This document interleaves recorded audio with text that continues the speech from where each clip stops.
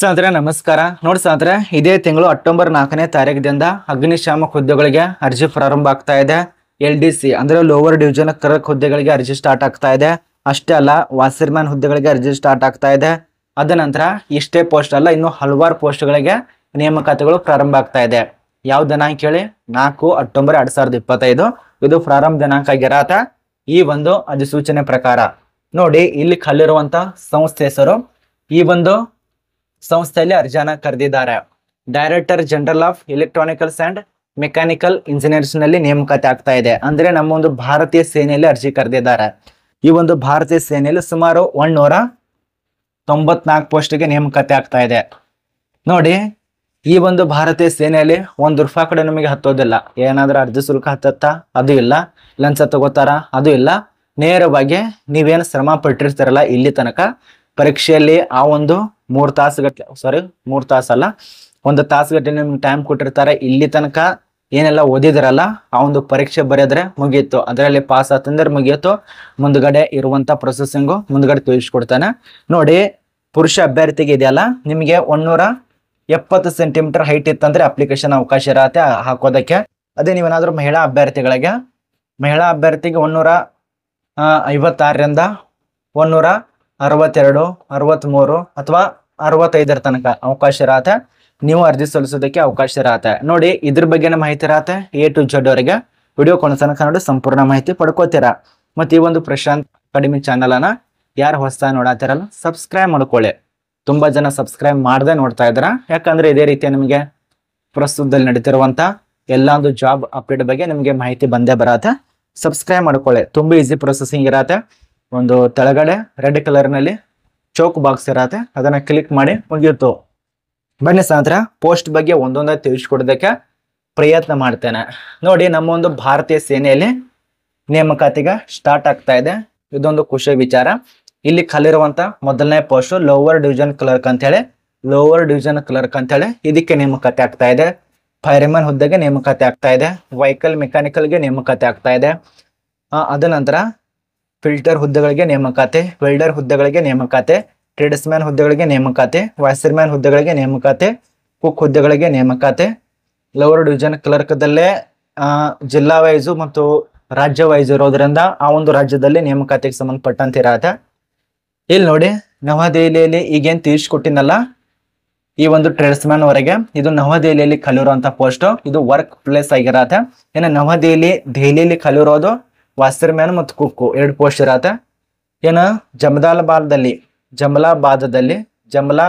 ಮತ್ತು ಮಧ್ಯಪ್ರದೇಶದಲ್ಲಿ ಖಾಲಿರುವಂತ post lower division clerk, electrical, power man, telecom, mechanical. ಅದ ನಂತರ ಸ್ಕಿಲ್ಡ್ ಅರ್ಜಿಗಳು ಕರೆದಿರ್ತಾರೆ. ಫೈರ್ ಮ್ಯಾನ್ ಹುದ್ದೆಗಳು ಅಲ್ಲಿ ಅಪ್ಲಿಕೇಶನ್ ಹಾಕಿ. ಅದಷ್ಟೇ ಅಲ್ಲ, ಸುಮಾರು ಉತ್ತರ ಪ್ರದೇಶದಲ್ಲಿ ಖಾಲಿ ಇರತ್ತೆ, ಆಗ್ರಾದಲ್ಲಿ ಖಾಲಿ ಇರತ್ತೆ. ಅದ ನಂತರ ಉತ್ತರ ಪ್ರದೇಶದಲ್ಲಿ ಅತಿ ಹೆಚ್ಚು ಖಾಲಿ ಇರುವಂತ ಪೋಸ್ಟು ಪುಣೆದಲ್ಲಿ ಖಾಲಿ ಇರತ್ತೆ, ಮಹಾರಾಷ್ಟ್ರದಲ್ಲಿ. ಮತ್ತು ನಮ್ಮೊಂದು ಕರ್ನಾಟಕ ಎಲ್ಲಿ ಕಾಣಿಸೋದಿಲ್ಲ ಅಂತ ಅನ್ನಕ್ ಹೋಗ್ಬೇಡಿ, ಕರ್ನಾಟಕ ರಾಜ್ಯದಲ್ಲೇನೆ ಇದೆ. ಯಾರು ಕೂಡ ಟೆನ್ಷನ್ ತಗೋಬೇಡಿ, ಕರ್ನಾಟಕದಲ್ಲಿ ಕೂಡ ಖಾಲಿ ಇರತ್ತೆ. ಬೆಂಗಳೂರಿನಲ್ಲಿ ನೋಡಿ, ಬೆಂಗಳೂರಿನಲ್ಲಿ ಲೋವರ್ ಡಿವಿಷನ್ ಕ್ಲರ್ಕು ಮತ್ತು ಸ್ಟೋಕ್ ಕೀಪರ್ ಹುದ್ದೆಗಳು, ಫೈರ್ಮ್ಯಾನ್ ಹುದ್ದೆಗಳು, ಟೆಲಿಕಾಂ ಮೆಕ್ಯಾನಿಕಲ್ ಅಂತೇಳಿ ಇರತ್ತೆ, ಎಲೆಕ್ಟ್ರಾನಿಕಲ್ಸ್ ಇರತ್ತೆ. ಅದ ನಂತರ ಪಿಟ್ಟರ್ ಹುದ್ದೆಗಳು. ಈ ಎಲ್ಲ ನೇಮಕಾತಿ ನಮ್ಮ ಒಂದು ಕರ್ನಾಟಕದಲ್ಲಿ ಆಗ್ತಾ ಇದೆ, ಭಾರತೀಯ ಸೇನೆಯಲ್ಲಿ. ಇದೊಂದು ಖುಷಿಯ ವಿಚಾರ. ಬೆಂಗಳೂರು ಕರ್ನಾಟಕ ಇದೆಯಲ್ಲ, ಅಲ್ಲಿ ಅಪ್ಲಿಕೇಶನ್ ಹಾಕಿ. ಟೋಟಲ್ ಆಗಿ ಆಲ್ ಇಂಡಿಯಾದಲ್ಲಿ ಇರತ್ತೆ ಇದು 194. ಈ ಕರ್ನಾಟಕವನ್ನು ಪುಣ್ಯ ಮಾಡಿದೆ. ಯಾಕಂದ್ರೆ ಅಷ್ಟೊಂದು ರಾಜ್ಯಗಳ ಬಿಟ್ಟು ಕರ್ನಾಟಕ ರಾಜ್ಯನೇ ನೇಮಕಾತಿ ಮಾಡ್ಕೋತಾರಲ್ಲ, ಅದೊಂದು ಖುಷಿಯ ವಿಚಾರ. ಟೋಟಲ್ ಆಗಿ 194 ಪೋಸ್ಟು. ಮಹಿಳೆಯರಿಗೆ ಪುರುಷರಿಗೆ ಅವಕಾಶ ಇರತ್ತೆ. ಆಯ್ಕೆ ಆದ್ರೆ ನಿಮಗೆ ಪರ್ ಮಂತ್ ಆಗಿ ಸ್ಯಾಲ್ರಿ ನೋಡಪ್ಪ. ತುಂಬಾ ಜನ ಕೇಳುವಂತ ಪ್ರಶ್ನೆ. ಭಾರತೀಯ ಸೇನೆಯಲ್ಲಿ ಹುದ್ದೆಗೆ ತಕ್ಕಂತೆ ನಿಮಗೆ ಸ್ಯಾಲ್ರಿ ಕೂಡ ಇರತ್ತೆ. ಆ ಒಂದು ಸ್ಯಾಲ್ರಿ ನಿಮಗೆ ಒಂದೊಂದಾಗಿ ತಿಳಿಸ್ಕೊಡ್ಬೇಕಂದ್ರೆ ಇಲ್ಲಿ ಆ ಒಂದು ಸ್ಯಾಲ್ರಿ ಹುಡುಕಾಡ್ಬೇಕಾಗತ್ತೆ. ಇಲ್ಲಿ ಕೊಟ್ಟಿದ್ದಾರೆ ನೋಡಿ, 5,200ರಿಂದ 20,200 ತನಕ ಪರ್ ಮಂತ್ ಆಗಿ ಸ್ಯಾಲ್ರಿ ಇರತ್ತೆ. ಗ್ರೇಡ್ ಫೇರ್ ಅಂತ ಹೇಳಿ 2,400 ತನಕ ನಿಮ್ಗೆ ಹೆಚ್ಚಿಗೆ ಮಾಡ್ತಾರೆ. ಅದೇ ರೀತಿಯಾಗಿ ನಿಮಗೆ ಇನ್ನೂ ಬೇರೆ ಬೇರೆ ಫೇ ಇರತ್ತೆ. ಅದು 5,000ರಿಂದ 5,200ರಿಂದ ನಿಮಗೆ 20,200 ತನಕ ಸ್ಯಾಲ್ರಿ ಕೊಡ್ತಾರೆ. ಇದು ಫರ್ ಮಂತ್ ನಿಮಗೆ ಸ್ಯಾಲ್ರಿ ಇರತ್ತೆ. ಭಾರತೀಯ ಸೇನೆ ವತಿಯಿಂದ. ನೋಡಿ ಇನ್ನು ಇದಕ್ಕೆ ಪರೀಕ್ಷೆ ಕೂಡ ಇರೋದ್ರಿಂದ ಆ ಒಂದು ಪರೀಕ್ಷೆಯ ಪಠ್ಯಕ್ರಮಗಳು ಹೆಂಗಿರತ್ತೆ, ನೇಮಕಾತಿ ಪ್ರೊಸೆಸಿಂಗ್ ಅದೆಲ್ಲ ಕೊಟ್ಟಿದ್ದಾರೆ. 150 ಅಂಕಕ್ಕೆ ಲಿಖಿತ ಪರೀಕ್ಷೆ ಇಟ್ಟಿದ್ದಾರೆ. CBT ಟೆಸ್ಟ್ ಇರೋದಿಲ್ಲ, ಇದಕ್ಕೆ ಲಿಖಿತ ಪರೀಕ್ಷೆ ಇರತ್ತೆ. ಲಿಖಿತ ಪರೀಕ್ಷೆಯಲ್ಲಿ ಈ ಒಂದು ಬರೆಯಬೇಕು. ಇನ್ನು ಪೋಸ್ಟ್ ಹೆಸರು ಆಗಲೇ ತಿಳಿಸ್ಕೊಟ್ಟೇನಲ್ಲ, ಅದನ್ನ ನೋಡ್ಕೊಳ್ಳಿ. ಇನ್ನು ವಿದ್ಯಾರ್ಹತೆ SSLC, ಸೆಕೆಂಡ್ PUC, ITI ಇದೆಲ್ಲ ಪಾಸ್ ಆಗಿರ್ಬೇಕು. ITI, SSLC, ಸೆಕೆಂಡ್ PUC ಇಷ್ಟೇ ಕೊಟ್ಟಿದ್ದಾರೆ ಅವರು. ಅದ ನಂತರ ವಯೋಮಿತಿ ವಿಷಯಕ್ಕೆ ಸಂಬಂಧಪಟ್ಟಂತೆ ಮಾಹಿತಿ.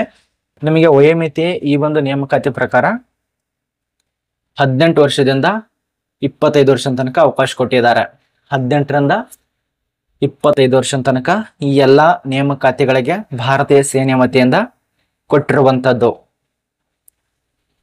ಇದರಲ್ಲಿ ತೋರಿಸ್ಬೇಕಂದ್ರೆ ಅದು ಸಿಗೋದಿಲ್ಲ ಒಮ್ಮಿಗೆಲೆ ನಿಮ್ಗೆ ಹೇಳೋ ಸಮಯದಲ್ಲಿ. ಇಲ್ಲಿದೆ ನೋಡಿ, ಒಂದ್ಸರಿ ನೀವು ಒಂದ್ಸಲ ನೋಟಿಸ್ ಡೌನ್ಲೋಡ್ ಮಾಡಿ ನೋಡ್ಕೊಂಡ್ರೆ ತುಂಬಾ ಒಳ್ಳೆಯದು. ಇಲ್ಲಿದೆ ನೋಡಿ, ಕಾಣಿಸ್ತಾ ಇರ್ಬೋದು ನಿಮಗೆ ಏಜ್ ಲಿಮಿಟ್ 18ರಿಂದ 25. ಇಲ್ಲಿದೆ ನೋಡಿ, 18ರಿಂದ 25 ಏಜ್ ಲಿಮಿಟ್ ಕೊಟ್ಟಿದ್ದಾರೆ. ಇನ್ನೊಂದು ಬ್ಯಾಡ್ ನ್ಯೂಸ್ ಏನಪ್ಪಾ ಅಂದ್ರೆ ಆಫ್ಲೈನ್ ಅಲ್ಲಿ ಇರತ್ತೆ, ಇದು ಆನ್ಲೈನ್ ಇರೋದಿಲ್ಲ, ಆಫ್ಲೈನ್ ಅಲ್ಲಿ ಇರತ್ತೆ. ಬೆಂಗಳೂರಿನಲ್ಲಿ ಅಪ್ಲಿಕೇಶನ್ ಹಾಕಿ ಅಥವಾ ನಮ್ಮೊಂದು ಕರ್ನಾಟಕದಲ್ಲಿ ಅಪ್ಲಿಕೇಶನ್ ಹಾಕಿ ಆಫ್ಲೈನ್ ಇರೋದ್ರಿಂದ 4/10/2025 ಸ್ಟಾರ್ಟ್ ಆಗಿದೆ. 25 ಅಕ್ಟೋಬರ್ 2025 ತನಕ ಅವಕಾಶ ಇರತ್ತೆ. ಅಪ್ಲಿಕೇಶನ್ ಹಾಕಿ ಭಾರತೀಯ ಸೇನೆಯ DGEME ಅಧಿಸೂಚನೆ ಆಗಿರತ್ತೆ ಇದು.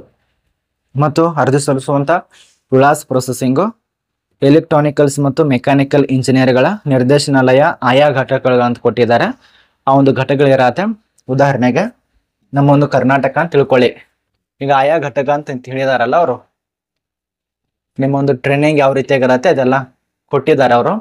ಆಯಾ ಘಟಕ ನೋಡಿ, ಇಲ್ಲಿದೆ ನೋಡಿ. ನಮಗೆ ಯಾವುದು ಬೇಡ, ರಾಜ್ಯ ಬೇಡ, ಇಲ್ಲಿ ನಮ್ಮ ಒಂದು ಕರ್ನಾಟಕ ಅಷ್ಟೇ ನೋಡೋಣ. ಕರ್ನಾಟಕ ಇದೆಯಲ್ಲ, ಇಲ್ಲಿದೆ ನೋಡಿ. ಈ ಒಂದು ವಿಳಾಸಕ್ಕೆ ನೀವು ಅರ್ಜಿಯನ್ನ ಸಲ್ಲಿಸಬೇಕು. ಇದು ನಿಮಗೆ ಅರ್ಥ ಆಗಿರಬೇಕು. ಈ ರೀತಿಯಾಗಿ ಅಪ್ಲಿಕೇಶನ್ ಹಾಕಿ. ಇನ್ನು ಇತ್ತೀಚಿನ ಭಾವಚಿತ್ರಗಳು, ನಿಮ್ಮ ಒಂದು ಫೋಟೋಗಳು, ನಿಮ್ಮ ಒಂದು ಸಿಗ್ನೇಚರು, ಅದ ನಂತರ ಆಧಾರ್ ಕಾರ್ಡು, ನಿಮ್ಮ ಒಂದು ಪ್ಯಾನ್ ಕಾರ್ಡ್ಗಳು, ಮತ್ತು ನೀವೇನಾದ್ರೂ ಅನುಭವ ಹೊಂದಿದ್ರೆ ಅನುಭವದ ಪ್ರಮಾಣ ಪತ್ರ, ಮೆಡಿಕಲ್ ಪ್ರಮಾಣ ಪತ್ರಗಳು, ಜಾತಿ ಪ್ರಮಾಣ ಪತ್ರಗಳು, SSLC ಪ್ರಮಾಣ ಪತ್ರಗಳು ಅಂದ್ರೆ ಅಂಕಪಟ್ಟಿಗಳು, ಅವೆಲ್ಲ ಅಟ್ಯಾಚ್ ಮಾಡಿಕೊಂಡು ಈ ಒಂದು ಫಾರ್ಮ್ ಇದೆಯಲ್ಲ, ಇಲ್ಲಿದೆ ನೋಡಿ ಫಾರ್ಮು. ಈ ಒಂದು ಫಾರ್ಮ್ದಲ್ಲಿ ನೀವು ಸಬ್ಮಿಟ್ ಮಾಡಿ. ಇಲ್ಲಿ ಕೊಟ್ಟಿದ್ದಾರೆ ನೋಡಿ, ಅಪ್ಲಿಕೇಶನ್ ಫಾರ್ಮ್ ಆಗಿರತ್ತ. ಈ ಒಂದು ಫಾರ್ಮ್ ಅನ್ನ ಸಬ್ಮಿಟ್ ಮಾಡಿ. ಮುಗಿಯಿತು, ಇಷ್ಟಾದ್ರೆ ಮುಗಿಯಿತು.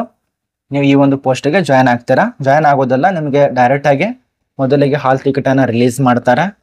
ಈ ಒಂದು ಹಾಲ್ ಟಿಕೆಟ್ ಅನ್ನ ರಿಲೀಸ್ ಮಾಡಿ